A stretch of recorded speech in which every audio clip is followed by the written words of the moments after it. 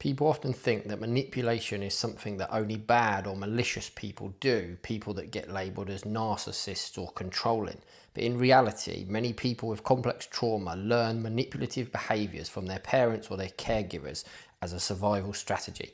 Not because they want to control others, but because they've never learned how to safely meet their own needs in a direct way. If a child's asking for love, comfort, attention, or safety, and these requests are ignored, punished, or even made conditional when the parent says, "I'll do that if," and then adds their request back on the end, our nervous system starts to adapt. Instead of us communicating our needs directly and having them met, we start to learn indirect strategies which we've noticed our parents doing. You might hear phrases like, "after everything that I've done for you," in order to make someone else feel responsible for meeting their own emotional needs. Another tactic is the caregiver pulling away emotionally, so they're withholding affection or stopping communication altogether.